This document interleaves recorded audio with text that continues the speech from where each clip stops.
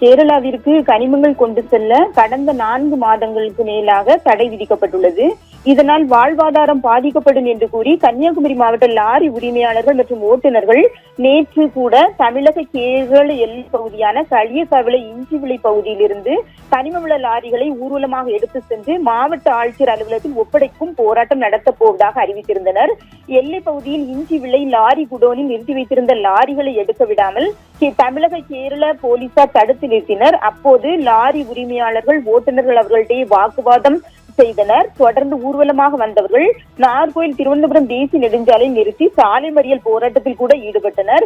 இந்த நிலையில் தமிழக அரசு தற்போது தமிழ்நாட்டில் இருந்து சாதாரண கற்கள், ஜல்லி மற்றும் எம்சாண்ட் உள்ளிட்ட கனிமங்களை வெளி மாநிலங்களுக்கு கொண்டு செல்ல 3 மாதங்களுக்கு தடை விதித்து உத்தரவு பிறப்பித்துள்ளது.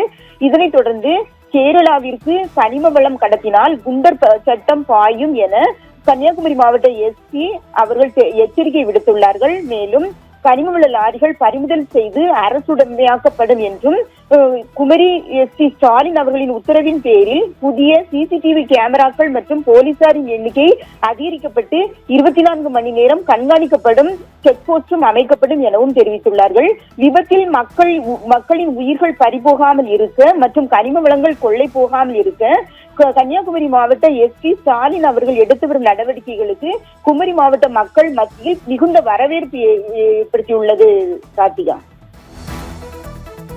ஃபுல் மூன் சேல் காலை 9 மணியிலிருந்து இரவு 12 மணி வரை ஜூலை 29 ஒரு நாள் மட்டும். கேரளாவுக்கு கனிம வளம் கடத்தினால் அவர்கள் மீது குண்டர் தடுப்பு சட்டம் பாயம் என கன்னியாகுமரி எஸ்பி உத்தரவிட்டிருக்கிறார். இது தொடர்பான தகவல்களை நமது செய்தியாளர் விமலா வழங்கினார். தகவல்களுக்கு நன்றி விமலா.